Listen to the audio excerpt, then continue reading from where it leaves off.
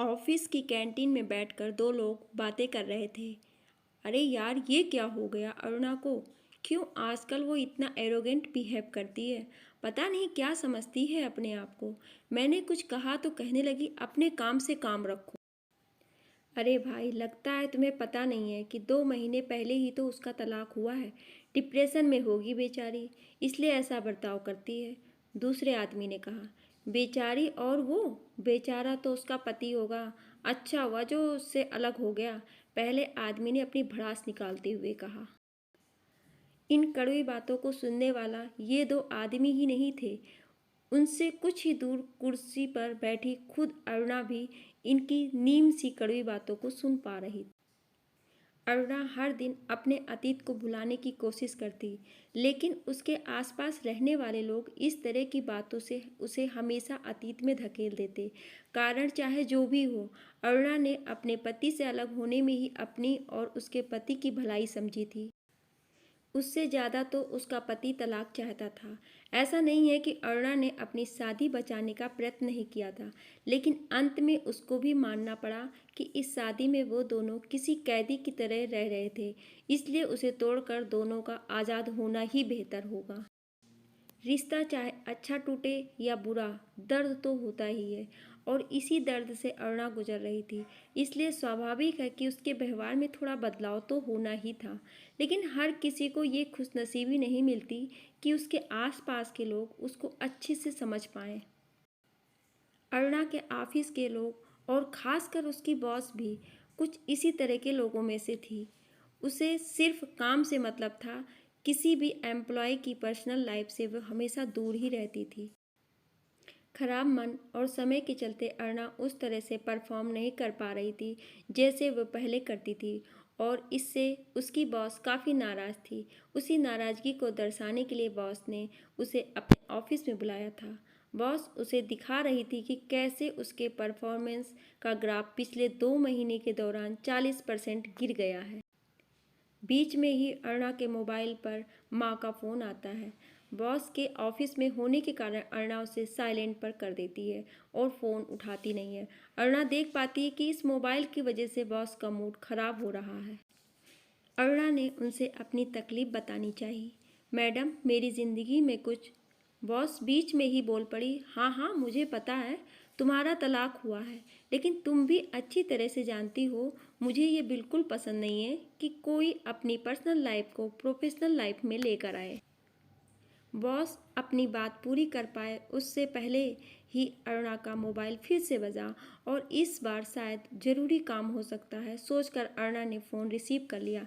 Madam से excuse me कहते हुए साइड में जाकर धीमी आवाज़ में माँ से कहने लगी। माँ, मैं बॉस के साथ मीटिंग में हूँ, 10 मिनट में आपको कॉल करती हूँ। तभी माँ बड़ी मुश्किल से बोल पाई। मुझे सांस लेने में। अरुणा को ये समझते देर नहीं लगी कि बीपी की दवाई नहीं खाई होगी, इसलिए अब उनका बीपी लो हो गया होगा और सांस लेने में तकलीफ हो रही होगी।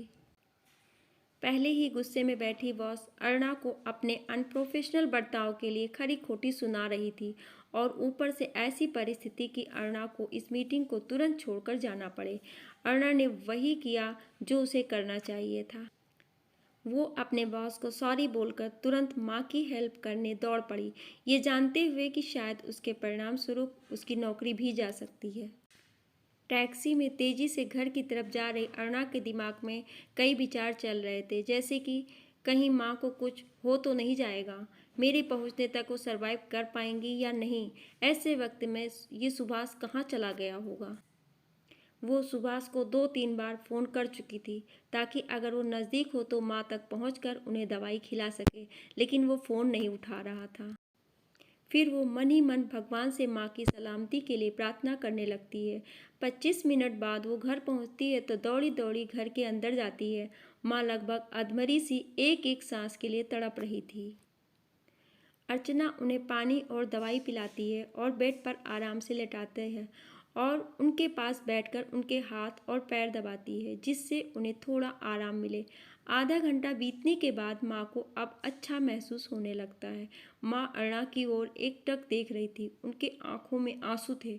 अरुणा ने उनके आंसू पोंछे और उन्हें रोने के लिए मना किया। माँ ने कांपती हुई आवाज़ में कहा। अरुणा, आज तुम नहीं आती तो शायद मैं। अरुणा ने उनके मुंह पर हाथ रखते हुए कहा, कैसे नहीं आती माँ? तकलीफ में हो और बहू ना आए, ऐसे हो सकता है भला? अरुणा, तुम बिल्कुल नहीं बदली। तुम अभी भी वैसी ही हो जैसे पहले थी।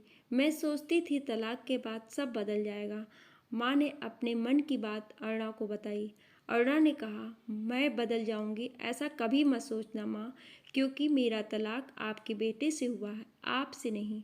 और हाँ, जब भी ज़रूरत पड़े आपके एक कॉल पर मैं हमेशा आपके लिए हाजिर रहूंगी। तब तक सुभाष भी ऑफिस से घर लौट आया था। माँ को बेड पर और साथ में अरुणा को देख सुभाष जल्दी से दौड़कर उनके पास आया। माँ को क्या हुआ उसके बारे में पूछने लगा। अरुणा ने सारी बात सुभाष को बताई और माँ को खाना खिलाकर दवाई देने के लिए कहकर जाने लगी।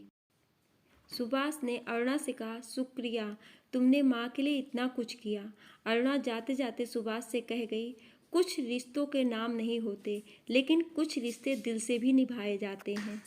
आशा करती हूँ कि ये कहानी आपको पसंद आई होगी। कहानी पसंद आई होगी तो लाइक, शेयर और सब्सक्राइब ज़रूर करें। और कहानी में आपकी क्या राय है हमें कमेंट करके ज़रूर बताएं। Thank you.